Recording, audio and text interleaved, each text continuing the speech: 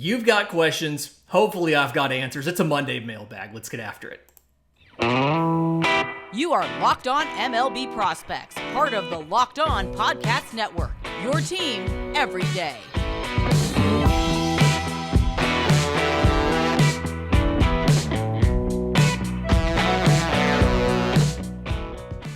Yes, welcome on in to Locked On MLB Prospects, your home for all things minor league baseball. I'm your host, Lindsey Crosby, baseball writer and podcaster. Thank you for making this your first listen every single day. And today's episode of Locked On MLB Prospects is sponsored by SimpliSafe Home Security.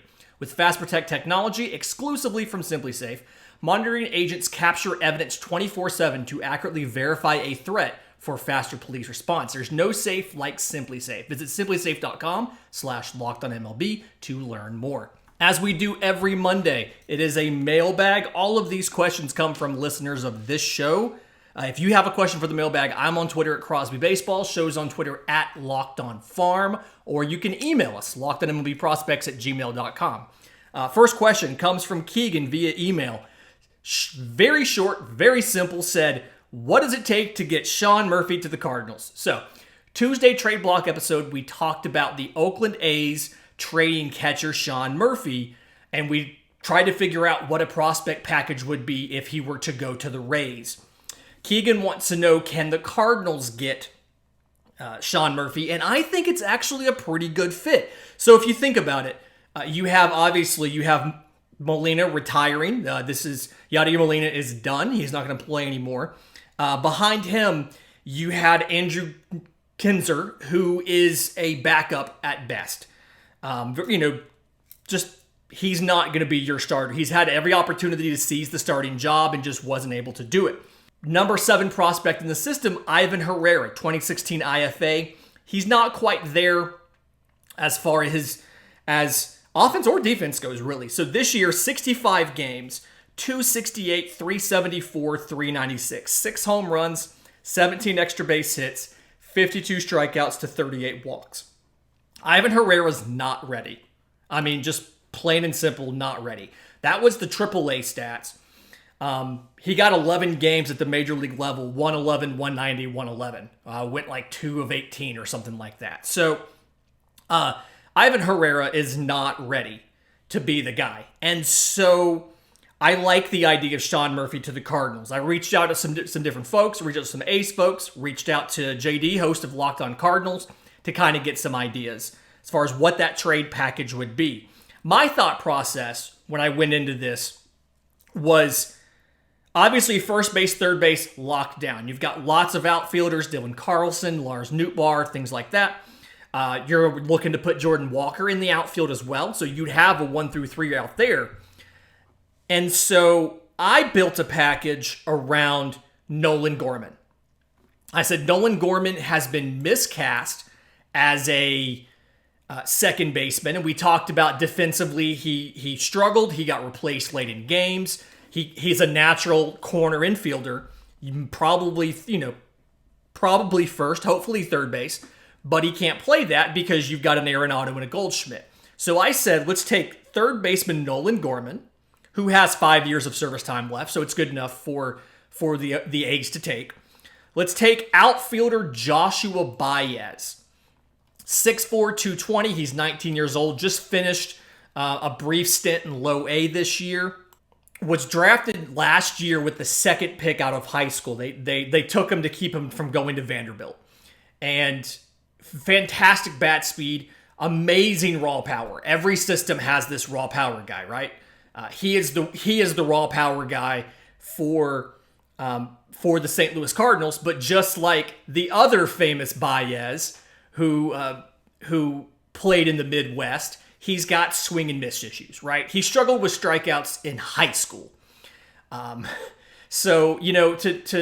He's definitely has been a guy who you expected to struggle at the big league level. So far, he has 55 games in his minor league career between 21 and 22. He's got 72 strikeouts. He's got 6 home runs. He hit 3 home runs in 20 games in Low A Palm Beach this year. But it's something where his arm is plus, his raw power is plus, his defense is probably above average. I'd put him in right, honestly, but you've got swing and miss questions. So It's a risky profile. He's a high ceiling but a low floor. So I said Nolan Gorman, Joshua Baez, and then a pitching prospect. And kind of left that open. You can pick that how you want to. I would probably say start off with lesser prospects and move it up if you had to. So maybe you offer something like a Max Rajic, draft pick from 2022 out of UCLA. That doesn't work. Maybe you offer like Inoue Penigua. If that doesn't work, maybe you move up to like a top 10 guy like a Michael McGreevy or a Cooper Yerby. So that was my proposal just to get Sean Murphy. You could also look at a package that included Seth Brown as well. Seth Brown's a first baseman and outfielder, so you can put him in the outfield. And in that case, you could give the A's an MLB outfielder like a Lars Nootbaar to go along with a Baez and a McGreevy, and then maybe some other back, later pitching prospect, a Zane Mills, a Jake Walsh, something like that for Sean Murphy and Seth Brown. When I reached out to JD, host of Locked On Cardinals, he had some thoughts about it. He thought that Nolan Gorman was too much to offer for Sean Murphy since you're about to open your DH spot now that Albert Pujols is retiring. And so you have a path to give Nolan Gorman everyday at-bats without having to deal with his defense. And so his proposal was take one of either Alec Burleson or Lars Nootbaar, so either an MLB outfielder or a top 5 prospect outfielder in Alec Burleson, combine him with one of the early round higher rated prospects in the back half of the top 10, Cooper Yerby or Michael McGreevy, and then throw in an MLB pitcher like a Dakota Hudson or a Sean Woodford. And he said you probably have to throw Baez in that deal as well. If you throw Baez in that deal, you're looking at 3 top 15 prospects, 1 top 5 if you send Burleson, 1 top 10 in one of those 2 pitchers, Baez, and then an MLB piece to get Sean Murphy. The only issue I think I have with that package is I'm not entirely convinced that the Oakland Athletics are going to want Dakota Hudson or Sean Woodford because they're a little more tenured, and that means you have to pay them. And the Oakland A's don't believe in paying baseball players more than the minimum to play baseball. So I'm not quite sure you're going to get them to take a Dakota Hudson or a Sean Woodford, but I like the idea of, we can move out an outfielder, we can move a starting pitching prospect and an MLB starting pitcher to get Sean Murphy. I still think there's a path to do Murphy and Brown. And even if you don't send Walker, I would probably assume if you want Gorman off limits, Walker's also off limits. Tink Hintz is probably off limits.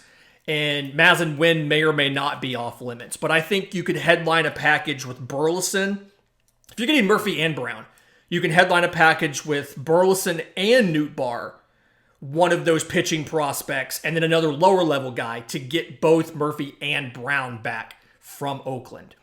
I do think it's a great fit. I hadn't really thought about the Cardinals being a destination for Sean Murphy, but I really do like it. So Kegan, thank you for the suggestion. Again, if you have questions for the show, I'm on Twitter at Crosby Baseball, show's on Twitter at Locked On Farm, or you can email us, lockedonmlbprospects@gmail.com.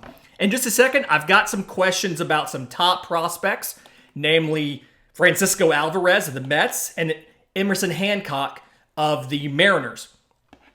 But first, today's episode is brought to you by our friends at Simply Safe. As everybody knows, athletes rise and fall in the rankings, both prospects and MLB players. But when it comes to saving money, Simply Safe always stays on top. Right now, you can save big with Simply Safe Home Security. They're giving listeners 40% off their advanced security system. And this is the security system that was just named Best Home Security of 2022 by US News. I use it. I love it. You'll love it too because it's Simply Safe. Your safety is the only thing that matters. So what's great is this system is customizable. You go onto the website, you get a base station, you pick the combination of sensors, alarms, accessories that you need, whether it's key fobs, whether it's keypads, alarms, water sensors, smoke detectors, anything you might need, glass break sensors. You pick the things that you need and you customize and build your own system. If you ever move, you can take it with you. With 24/7 professional monitoring, the way it works is when a threat is detected, Simply Safe's monitoring professionals contact you and dispatch first responders to your home, even if you're away or unable to respond. The professional monitoring, it's 24/7. It costs less than $1 a day, which is less than half the cost of a standard company like an ADT or something like that. They blanket your entire home with protection, advanced sensors that you pick for every room, window, and door. They have HD security cameras you can put inside or outside, and smarter ways to detect motion that only alert you when a threat is real.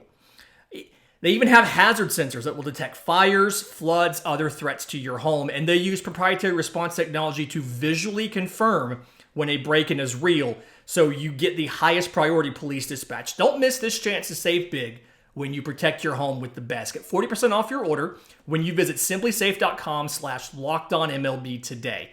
Customize the perfect system for your home in just a few minutes. That's simplysafe.com/lockedonmlb. Go today because there's no safe like Simply Safe. Okay, so a couple questions about some top prospects. Tyler wanted to know about Francisco Alvarez. Does Francisco Alvarez open next year as the starting catcher for the New York Mets, or is he in AAA? And I would have said he's the starting catcher for the New York Mets on opening day if it wasn't for the ankle surgery. He had ankle surgery, I think it was last week. He is going to be ready by spring training. They said there's not really a question of that, barring some sort of unforeseen disaster. He should be ready by spring training. But I think there's enough stuff to clean up in his game where the offseason that he could have spent getting better is now going to be spent physically rehabbing. And so if it's me, I probably let him, unless he looks amazing in spring training, I probably let him open in AAA. And I have some combination of James McCann and Tomas Nido behind the plate. So Alvarez, just a reminder here, 2018 IFA. So he got some rookie ball and then lost 2020. Came stateside of 2021 in low A. Last year, AA, AAA in the bigs.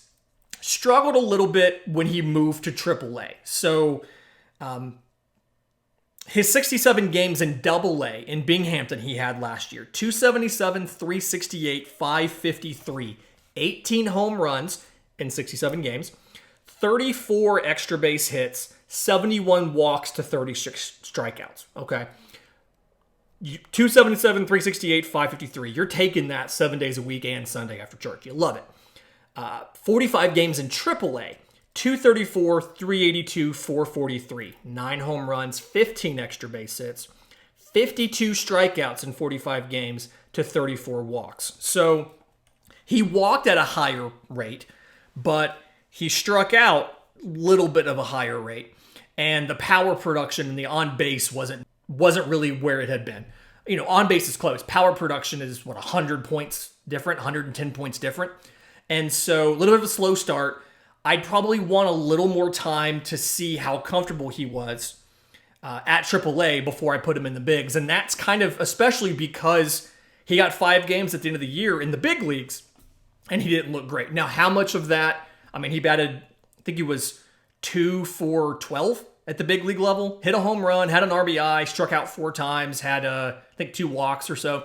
How much of that was issues with the ankle versus just not being ready? I don't quite know. But unless he looks amazing in spring training, I probably give him at least a couple weeks, knowing an MLB front office. They probably get him past the Super 2 deadline, and then they call him up just to kind of have a better idea of exactly what his strengths and weaknesses are facing higher level pitching, given that he struggled in that 45 game sample in AAA. So, love Francisco Alvarez. Think he's going to be a fantastic big leaguer. Just don't know if he's quite ready or not. Question from Johann about right-hand pitcher Emerson Hancock of the Mariners. And it's kind of a similar question. What happens to him? And I think the question he specifically asked, do they do like a Matt Brash and put him in the bullpen? Or do you still keep him on the starter track? And I think with Hancock, you keep him on the starter track. Part of the reason you saw Matt Brash go to the bullpen is control issues, right? Matt Brash has filthy stuff. The slider looks like a Frisbee up there, but he walks a ton of dudes. Hancock didn't do that last year. So Reminder, 2020 first rounder out of UGA, obviously didn't play in 2020. They shut him down last year after like 45 innings because he had shoulder soreness that kind of wouldn't go away. This year, his year got started late because of shoulder issues, and they pushed some starts back and things like that, was on the IL for shoulder issues this year, but he still got about 100 innings in. And so 21 starts in Double-A, all in Double-A with Arkansas, 98 and a third innings, 3.75 ERA, 92 strikeouts to 38 walks. So just under 8.5 strikeouts per 9, just under 3.5 walks per 9. Gave a couple things that I'm not going to say concerned about, but I'm thinking about as I think about Emerson Hancock. The first one is we saw his velocity jump. He throws both a 4-seamer and a 2-seamer. We saw his velocity go up a little bit.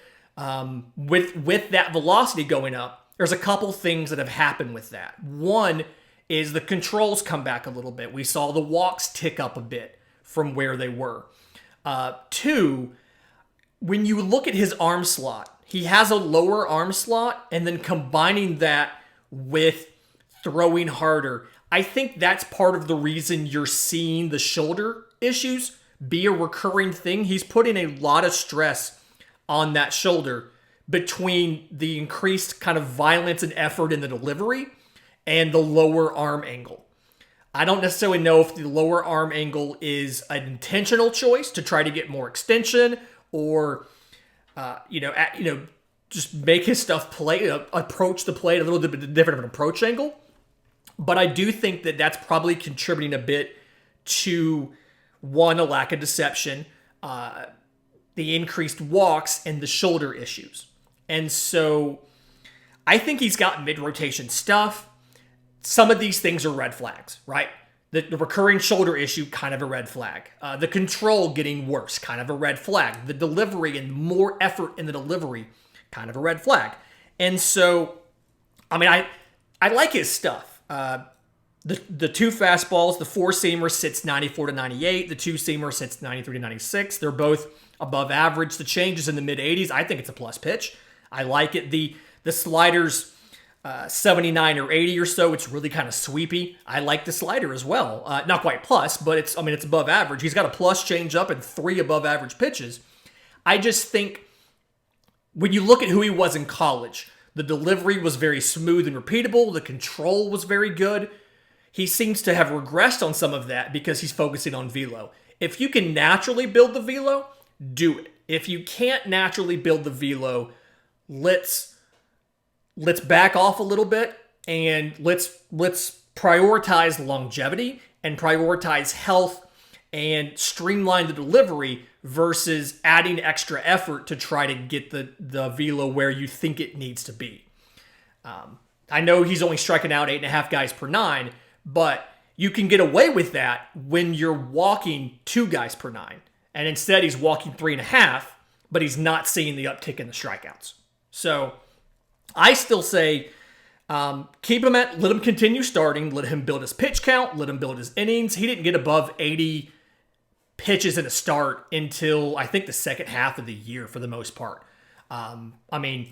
Almost broke 100 innings, but even that was hard to get there. He had 2 separate stints. Let him build, like I said, let him build both the pitch count and the innings, but prioritize keeping him healthy. And if that's somebody needs to sit down with him and say, this is not working, you need to go back to that delivery and that control that we scouted at Georgia, do that. I think that's the best path forward long-term for Emerson Hancock is to maybe throw the 4-seamer tops out at 96 and not 98, but you can make 20 starts in a year, 25 starts in a year. Health is a skill.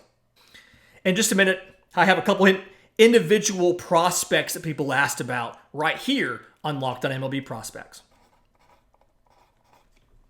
And we're back. So, a couple questions here. Jackson on YouTube wanted to know about Dauri Lorenzo. We didn't get to him in our Astros show on Friday.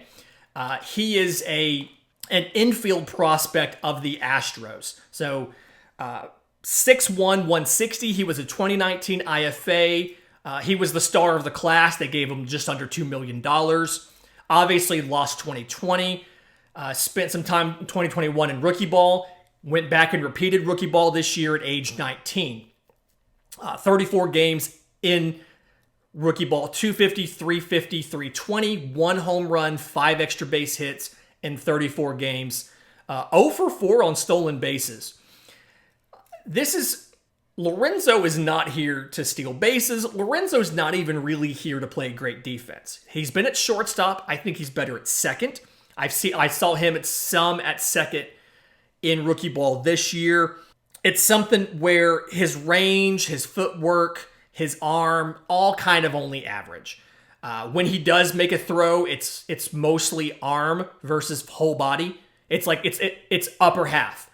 And so get him closer to first base so he's not making that throw from deep in the hole at short, and that's a throwing error, and now guys advance bases. Offensively, I love watching him swing. Lefty swing, righty swing looks exactly the same. Very compact, very repeatable. Like I said, it's virtually identical from both sides.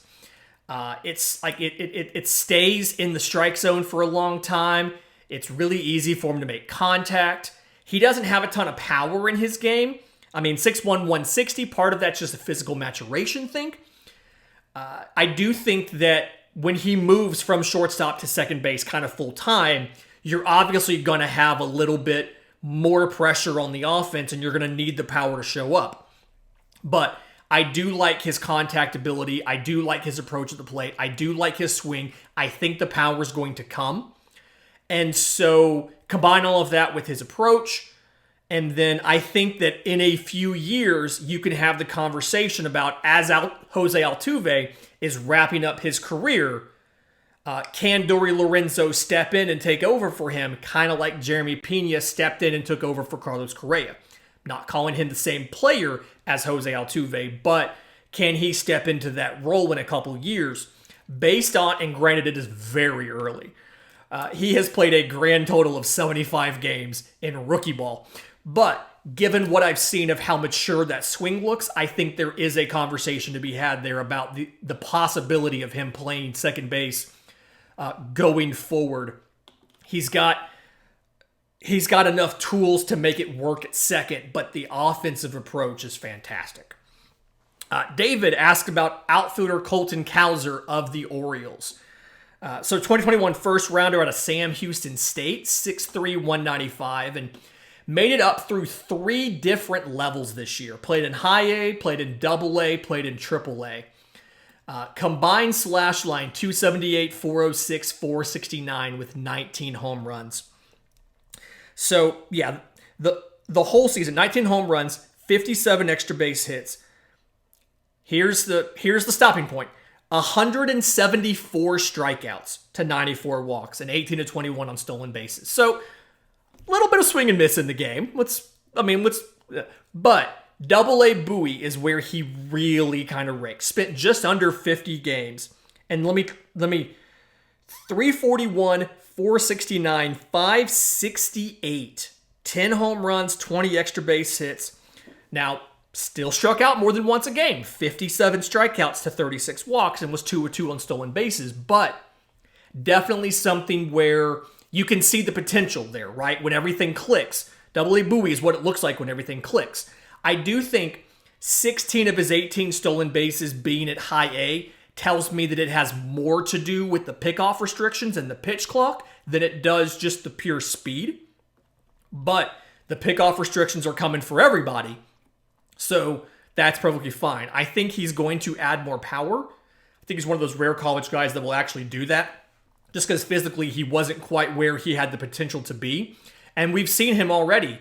His slugging has already picked up. I mean, he slugged 568 in Bowie. And so, to me, he's definitely a guy that, granted, his numbers weren't great in high A Norfolk. He got 20, about a month there this year. His numbers weren't great, 219, 339, 429. But definitely something you can build off of. And I think if you start off with him in AAA next year, you have the potential to call up a Colton Cowser mid-season when you have injuries for the stretch run, as you're probably contending for a wild card, is what I'd like to think the Orioles are going to do next year. And you can legitimately get some good use out of a Colton Cowser and out of his skills. Defensively, I think he'd be fine in center. I'd like him better in right. When you get, having Cedric Mullins in center makes it a little bit easier to put him in right field. I think things are going to look good. I am concerned because he traded a little bit of the contact ability for power. And so whenever that happens, and you saw the strikeouts, whenever that happens, I worry that when you get to the big league level, that intentional trade-off is going to look worse when you're facing the much better pitching. And so if you're like, I'm okay with my batting average dropping a bit to hit some bombs, and then you get in the big league level and you have your batting average drop and you have the strikeouts and you're not necessarily hitting the home runs, especially with that deeper fence in left field. So I'm a little bit concerned with that, but I don't think it's early. I think it's too early to panic about it, but let's just be mindful of Colton Cowser's probably never going to challenge for a batting average trophy. But when he's on, look at Double A Bowie, 341, 469, 568, an OPS over 1,000. When he's on, he's absolutely on. Fantastic week this week. Really excited. We got the trade block tomorrow. We're talking about trading for Miami Marlins pitchers, specifically Pablo Lopez. I don't think you're going to get Sandy Alcantara out of them, but trading for Pablo Lopez. Arizona Fall League update on Thursday. We've got a Farm Friday for the Los Angeles Angels on Friday, so lots of great stuff. If you've made it this far in the audio show, do us a favor. Go to the podcast app of your choice. Leave us a 5-star review. Really does mean a ton. Really does help the show out. Help me out as far as knowing where we're going with the show. If you've made it this far on video, do us a favor. Leave us a comment on the video. Like and subscribe to the channel. Really does help us a ton. Again, if you have questions for the mailbag, I'm on Twitter at Crosby Baseball. Show's on Twitter at Locked On Farm. Or you can email us, lockedonmlbprospects@gmail.com. Until tomorrow's show, this has been Locked On MLB Prospects.